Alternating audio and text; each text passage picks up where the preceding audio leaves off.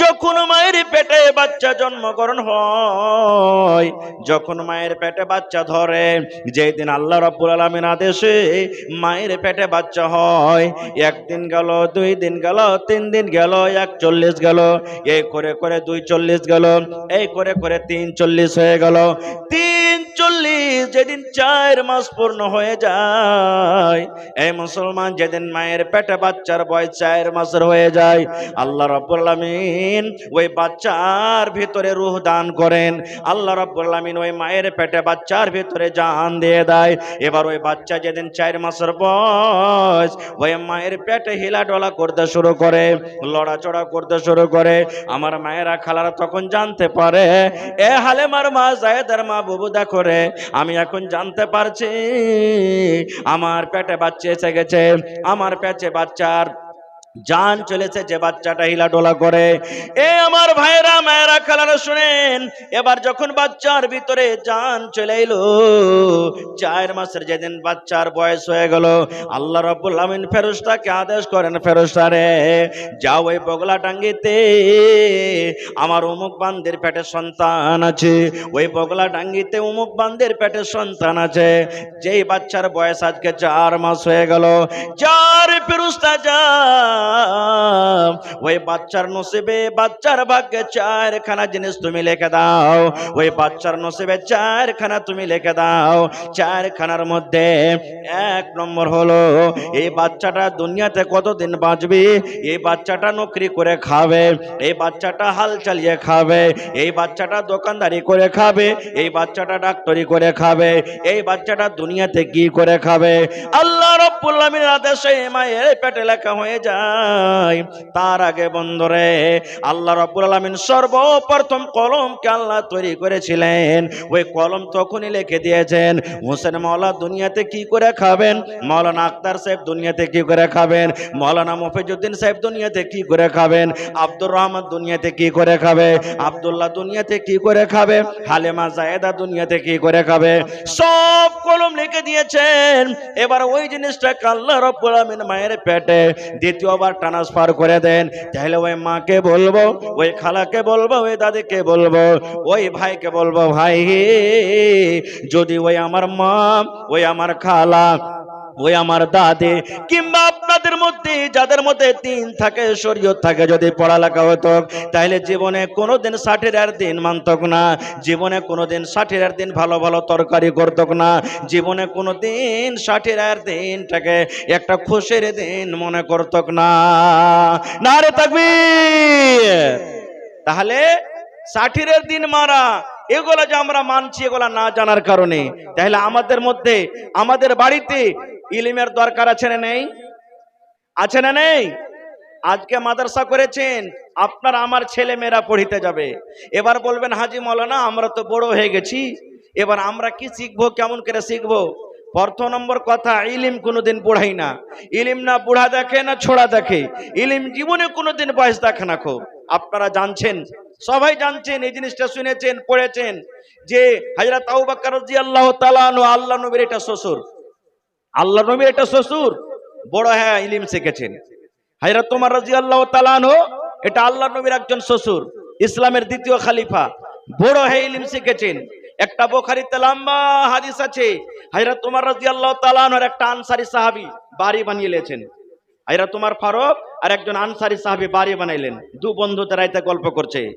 এরে আনসারী ভাই, ওমর ফারুক আনসারী সাহাবীকে বলছেন, এরে আমার মদিনার আনসারী ভাই, তুমিও গরিব মানুষ, আমিও গরিব মানুষ, আমরা যদি খাটতে চলে যাই 2 জন, তাহলে নবীর দরবারে কে থাকবে, কেমন করে আমরা ইলম শিখব?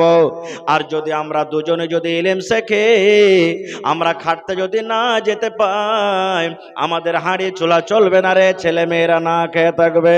হযরত ওমর রাদিয়াল্লাহু তাআলা ওই সাহাবীকে বলছেন, ভাই রে একদিন তুমি ইলম শিখতে যাবে, নবীর দরবারে থাকবে, একদিন আমি মাঠে কামে চলে যাব, সারাদিন কাম কাজ করার পর যা মজুরি পাবো, যা আমি টাকা পাবো, অর্ধেক আমার বাড়িতে আমার ছেলে মেয়ের জন্য রাখবো, আর অর্ধেক মজুরি তোমাকে আমি দিয়ে দেবো তোমার ছেলে মেয়ের জন্য।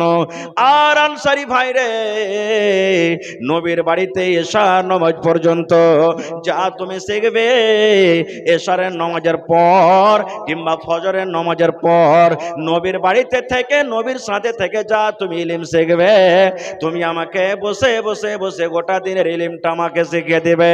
এই আনসারী সাহাবী, তারপরের দিন তুমি মাঠে কামে কাজে চলে যাবে, আমি নবীর কাছে থাকবো, আমি সারাদিন যা কিছু নবীর কাছে শিখবো তোমাকে আমি সন্ধ্যাবেলাতে শুনিয়ে দিব, শিখিয়ে দিব।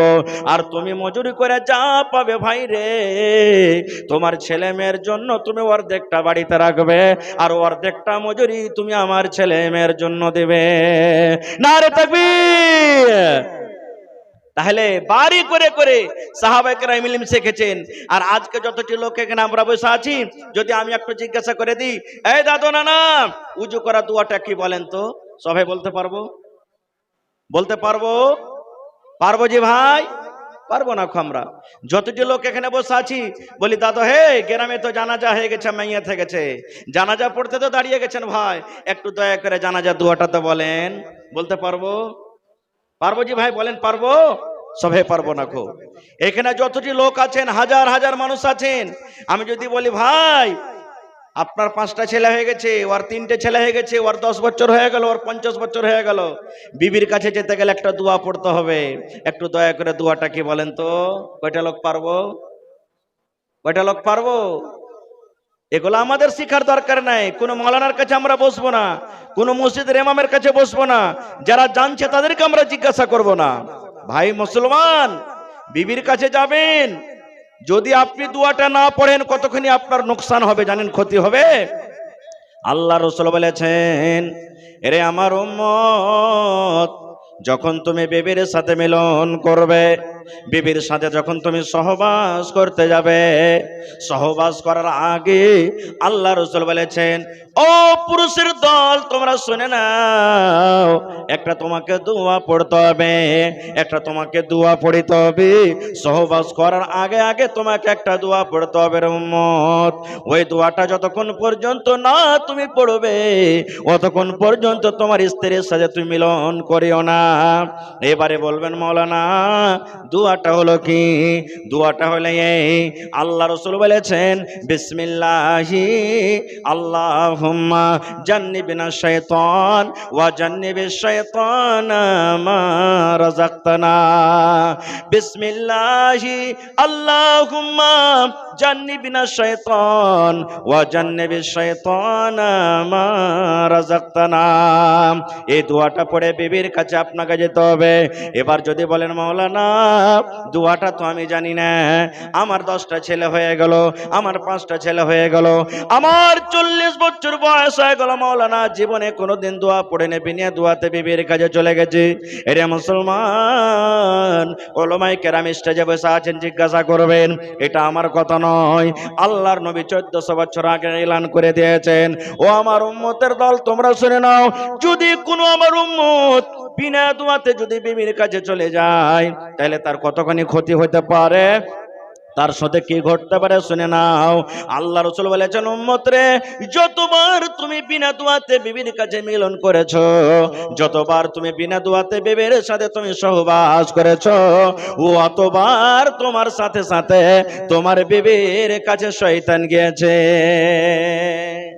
যতবার তুমি তোমার স্ত্রীর সাথে গেছো বিনা দোয়াতে, অতবার শয়তান তোমার সাথে সাথে গেছে। এবার বলেন, আপনার আমার স্ত্রীর দিকে যদি একটা অপর বেটি ছেলে একটু খালি মুচকি মেরে হেসে দেয়, কাইলে হ্যাঁ বড়কা পঞ্চায়েতে বসিয়ে দেবো, তারপরে আর বলবে এই শালার বেটা শালা আমার স্ত্রীর দিকে নজর করেছে, ওকে জরিমানা করব, কত মায়ের পিঠ দাঙ্গা ফাসাদ হবে। আর যে জিনিসটা চোখে দেখতে পাই না, আমার আপনার স্ত্রীর কাছে যে বিনা দোয়াতে যাচ্ছি আর যতবার গেছি শয়তান যে যায়, তাহলে কত বড় নোকসান হলো, ক্ষতি হলো। এই জিনিসটা কোথায় আপনি শিখবেন? কার কাছে শিখবেন? একটা মাওলানার কাছে, একটা মাদ্রাসাতে আপনি শিখবেন। তাহলে মাদ্রাসার দরকার আছে না নেই? আগেকার দেখবেন আমার মায়েরা খালারা এখন তো আল্লাহর রহমতে বানাত হয়েছে, মাদ্রাসা হয়েছে, পড়ালেখা করে মেলে আল্লাহর রহমতে সুধরে গেছে। না হলে আগেকার মা খালারা, আমরা যখন ছোট ছিলাম আমাদের মায়েরা আমার সাথে করেছে, আপনাদের সাথে করেছেন। যখন রাতের বেলাতে যখন পেশাব করতে যখন উঠেছি, তখন মা খালার একটা দোয়া শেখাইতো, এই পড় রে, দোয়াটা পড়। কি দোয়া? তুই রাইতে মুইতে দিছিস, পেশাব করছিস, দোয়াটা পড়। দোয়াটা পড়তে গেলে তুই পেশাব করবি না। কি দোয়া? এক বাত্তা, দো বাত্তা, তিন বাত্তা, ঘর সত্তা বাহির মত্তা। পড়তো না পড়তো না বলেন? যদি ছেলেটা যদি নিন্দের চোখে না পড়তো, মরা বিছানা মুছে পড়বি না। এক বাত্তা, দো বাত্তা, তিন বাত্তা, ঘর সত্তা বাহির মত্তা। এটা হাদিসের কথা। রে সুবহানাল্লাহ। ওই মা যদি পড়ালেখা থাকতো, ওই মা যদি আল্লাহর কোরআন পড়তো, নবীর হাদিস পড়তো, ওই মা যদি মাদ্রাসাতে পড়ালেখা করতো, তাহলে ওই মা জীবনে বেটাকে এক বাত্তা দু বাত্তা শেখাতো না। ওই মা বেটাকে বলতো, বেটা রে, আল্লাহর নবীর হাদিস আছে রে বেটা, যখন তুমি পেশাব পায়খানাতে বসবে, পেশাব পায়খানাতে যাবে রে তখন তোমাকে এই দোয়া পড়িতে হবে, বিসমিল্লাহি আল্লাহুম্মা ইন্নী আউযু বিকা মিনাল খুবুসি ওয়াল খাবাইস। এই দোয়া ওই মা শিখাতেন। আরে ভাই, ইলমের কতখানি মর্যাদা পাওয়ার জানেন? মানুষ তো মানুষ, সুবহানাল্লাহ, শয়তানও খুব বড় আলিম ছিল। বলবেন কেমন করে যে মাওলানা? বাস আমি ওয়াজ করব না আজ আপনাদের সামনে, আল্লাহ বাচ্চা রাখে ইনশাআল্লাহ বিষয় নিয়ে বলবো। একটা হাদিস আর বলে দিই আপনার সামনে। আল্লাহ নবীর জামানাতে বাইতুল মাল জমা হইতো। বাইতুল মাল বুঝেন? বাইতুল মাল সরকারি মাল, যেমন জাকাতের মাল হলো, যাও হলো, কিশমিশ হলো, খাজর হলো, এগুলা বাইতুল মাল সরকারি মাল জমা হইতো। আজ থেকে 10 বছর 15 বছর আগে মাঠে যদি ধান কেটে যদি আপনারা ফেলে রেখেছেন তো জোগাতে হইতো নাকি? জোগালছেন না জোগাননি বলে? এখন তো আল্লাহর রহমতে চোর কমে গেছে নাকি? হ্যাঁ, তো বাইতুল মাল জমা হয়ে গেছে। বুখারী শরীফের হাদিস। আল্লাহ রাসূল আপনারা যেমন বসে আছেন, সাহাবীরা কে বলছেন, হ্যাঁ গো, এই বাইতুল মালের পহরাদারি কে করবে তোমাদের মধ্যে আজ রাতে বলো তো? তা আবু হুরায়রা রাদিয়াল্লাহু তাআলা আনহু একজন সাহাবী, ওর নাম আসল হলো আব্দুর রহমান, কিন্তু হাদিসের পাতাতে আবু হুরায়রা। আবু হুরায়রা কেন হলো ইনশাআল্লাহ কোনদিন বলবো। তা আবু হুরায়রা সাহাবী বলছেন, হুজুর আমি মালের পহরাদারি করব। বলে ঠিক আছে থাকো। মালের কাছে আছেন, মাল জোগাইছেন রাতের বেলাতে। এই জোগাইতে জোগাইতে একটা চোর রাইতে মাল চুরি করতে এসে আর বোরাতে ওই খাজুর কিশমিশ যা ছিল ভরতে শুরু করেছে। এবার এই সাহাবী আবু হুরায়রা মাল জোগাইছেন, যার করে গপ করে হাত কান দিলেন, যাই, আরে আমি মাল জোগাচ্ছি, তোর এত বড় সাহস যা আমার চোখের সামনে তুই মাল চুরি করছিস? তখন চোরটা কানতে লাগলো আর খুব একবারে কোকতে মিনতি করতে লাগলো, ভাই বাড়িতে ছোট ছোট বাচ্চা সব ছেলেরা ভোকের জ্বালাতে কাঁদছে, সহ্য না করতে পেরে ভাই চুরি করতে এসি, আর আসবো না ভাই, ছেড়ে দাও। তখন হযরত আবু হুরায়রা রাদিয়াল্লাহু তাআলা আনহু আল্লাহ রাসূলের সাহাবী বলছেন, আসবে না তো? না তো না। বলে ঠিক আছে, ওয়াদা করলে আসিও না, তোমাকে আজ ছেড়ে দিলাম। কই না না, আসবো না, ছেড়ে দাও। ছেড়ে দিলেন। ভোর হইল, ফজরের নামাজ পড়ে আল্লাহ রাসূল বলছেন, আবু হুরায়রা রাইতে তোমার সাথে কি ঘটেছে? মানে আল্লাহ তাআলা ওকে জানিয়ে দিয়েছেন নবীকে ফেরেশতা দ্বারা, জিবরিল আমিন তাকে ওহী করে দিয়েছেন। বলছেন, হুজুর চোর এসেছিল একটা চুরি করতে, আর ও আমার সাথে ওয়াদা করেছে যে আর আসবো না চুরি করতে। আল্লাহ রাসূল বলছেন, আবু হুরায়রা আল্লাহর কসম করে বলি, ওই চোর আজ রাত্রে চুরি করতে আসবে। কি বলছেন? আজ রাত্রে চুরি করতে আসবে। তখন হযরত আবু হুরায়রা বলছেন, হুজুর ও তো আমার সাথে ওয়াদা করেছে আসবো না। বলছে, আর আমি নবী, আমি না বলছি যে আসবে? তা আসবে। নবীর কথার পরে বিশ্বাস সাহাবায়ে কেরাম কতখানি করতে, অন্য অন্য হাদিস দ্বারা বুঝতে পারবেন, আমি ওদিকে যাব না। এবার হযরত আবু হুরায়রা রাদিয়াল্লাহু তাআলা আনহু বসে আছেন, ঠিক কিছুক্ষণ রাত হয়েছে, আবার চোর চুরি করতে চলেছে, আবার পড়ার ভিতরে মাল ভরতে শুরু করেছে, টোনাতে বাঁধতে শুরু করেছে, হাত কান ধরে লেচেলে বলছে, এই তুমি যে গত রাত্রে বলেছো আর মাল চুরি করতে আসবো না, আর তুমি আজ রাত্রে চুরি করতে এসেছো, ব্যাপারটা কি? তোমার কত বড় সাহস? সেই দিনে কিন্তু খুব একবারে জোড়াতে মিনতি করতে লাগলো, ভাই আমার ছেলে মেয়েরা না খেয়ে আছে, সহ্য না করতে পারছি ভাই, তখন মাল চুরি করতে এসেছি ভাই, হে আর আসবো না, ছেড়ে দে। আসবে না তো? না তো না। সেই জন্য ছেড়ে দিলেন। আবার নবী সকালবেলাতে বলছেন, আবু হুরায়রা চোর আসেনি? বলছে, হুজুর চোর তো এসেছিল, কিন্তু তার ময়ে দেখে তাকে ছেড়ে দিয়েছি। এবার নবী যে বললেন, ওরে আমার সাহাবে, যে চোর দূরাত থেকে মাল চুরি করতে আসে, আজকে তোমার মাল চুরি করতে আসবে রে, আজকে আসবে। তুমি আজকে মালের ভালো করে পহরাদারি করিও, সে চোর আজ রাত্র তোমার মাল চুরি করতে আসবে। হায়রা তাবু হেররা বলছেন, হুজুর ও যে আমার সাথে ওয়াদা করেছে আসবো না, বলছে আরে আসবে, আমি বলছি আসবে, কিন্তু হ্যাঁ শোনো, আজকে 3 নম্বর রাত হবে, ওকে যখন ধরবে তো ছাড়িও না, আমার দরবারে ধরে নেসিও। চোরকে ছাড়িও না, আমার দরবারে তাকে টেনে আনবে। বলছে ঠিক আছে।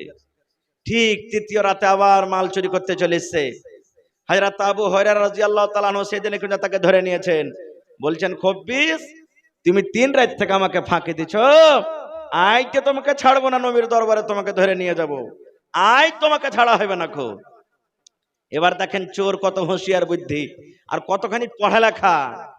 এবার চোর বলছেন, ও আল্লাহর নবীর সাহাবী শুনে নাও, তুমি আমাকে নবীর দরবারে ধরে নিয়ে যাবে, আমি চোর মাল চুরি করতে এসেছি, নবী আমার হাত কেটে নেবেন, আমার হাত কাটা পড়ে যাবে। কারণ যারা চুরি করে, শরীয়তের ফয়সালা, যারা চুরি করে তাদের হাত কাটা পড়ে। এই আল্লাহ নবীর সাহাবী শুনে নাও, যদি তোমাকে একটা দোয়া শিখিয়ে দিই, তোমাকে আমি একটা মন্ত্র শিখিয়ে দিই, তোমাকে যদি আমি একটা দোয়া শিখিয়ে দিই, তাহলে ওই দোয়া শেখার বিনিময়ে তুমি আমাকে রেহাই করবে কি করবে না? ওই দোয়া শেখার কারণে তুমি আমাকে ছাড়বে কি ছাড়বে না বলো? এই যুগেকার যদি আমরা মানুষ হইতাম আর চোর ধরা পড়তো কিরকম, তো কি বলতাম? সাহালার বেটা সালা, রাত দিন চুরি করে খাইছে আর বেলু দুয়া শিখাইবে। চোর কোনদিন দুয়া শিখেছে? কত তুই দুয়া শিখার বেটা, দুয়া শিখা হয়ে গেছিস? একবার আইসটা ছেড়ে করে বলতাম। কিন্তু ওরে সুবহানাল্লাহ, সেই আবু হুরায়রা রাদিয়াল্লাহু তাআলা আনহু বলছেন, হ্যাঁ আল্লাহর বান্দা, তোমাকে আমি ছেড়ে দেব। কি তোমার মন্ত্র আছে, দোয়া আছে, তুমি আমাকে শিখিয়ে দাও। এবার আউযু বিল্লাহি মিনাশ শাইতানির রাজিম, বিসমিল্লাহির রহমানির রহিম, আল্লাহু লা ইলাহা ইল্লাহু আল হাইয়ুল কাইয়্যুম লা তাখুযুহু সিনাতুন ওয়ালা নাওম। এ করে করে করে করে গোটা শিখিয়ে দিলেন। বলেন তো এটার নাম কি? জোরে বলেন এটার নাম কি? একটু সবাই বলেন এটার নাম কি? আয়াতুল কুরসি। গোটা আয়াতুল কুরসি শিখিয়ে দিলেন। সে সাহাবী শিখে নিলেন। বলছে যা রে ভাই যা, তোকে ছেড়ে দেন। আবার চোর বলছেন, আল্লাহর বান্দা, তুমি আয়াতুল কুরসি তুমি শিখে নিয়েছো, তোমাকে আমি মন্ত্র শিখিয়ে দিয়েছি, কিন্তু দোয়াটা শিখে কি হবে, কি লাভ আছে? এই দোয়াটার ফজিলত কি? এই দোয়াটা শিখে কি লাভ আছে তুমি কি আমাকে জিজ্ঞাসা করবে না? এবার আবু হুরায়রা বলছেন, হ্যাঁ আল্লাহর বান্দা, এই দোয়াটা তুমি আমাকে শিখাইলে, এই দোয়াটা শিখে আমার কি লাভ আছে, কি হবে তুমি বলো তো? এবারে ওই চোর বলছেন, এই আল্লাহর বান্দা, এশারের নামাজের পর, এশারের নামাজ পড়ে যখন তুমি বিছানাতে তুমি ঘুমাতে যাবে, বিছানে পা দেওয়ার পর বিছানে বসে বসে ঘুম আসার আগে আগে, চোখ বন্ধ করার আগে আগে তুমি যদি আউযু বিল্লাহ বিসমিল্লাহ বলে একবার তুমি আয়াতুল কুরসি পড়ে নাও, তবে আল্লাহ রাব্বুল আমিনের পক্ষ থেকে তোমার বাড়িতে আল্লাহ একটা ফেরেশতা দিয়ে দিবেন, একটা আল্লাহ রাব্বুল আমিন তোমার বাড়িতে একটা গার্ড দান করবেন। সেই ফেরেশতা এসে সারা রাত তোমার বাড়িতে পহরাদারি করবে, তোমার মুরগি জগাবে, তোমার গাড়ি জগাবে, তোমার ছাগল জগাবে, তোমার ধান জগাবে, তোমার বাড়ি জগাবে, তোমার মাকই জগাবে, গোটা রাত তোমার বাড়িতে পহরাদারি করবে। ফজর পর্যন্ত কোনো চোর তোমার বাড়িতে চুরি করতে পারবে না। কে শিখালেন এটা? এটা কে শিখালেন? শয়তান। কে শিখালেন? চোর একটা শিখালেন। সুবহানাল্লাহ, মাল চুরি করতে এসে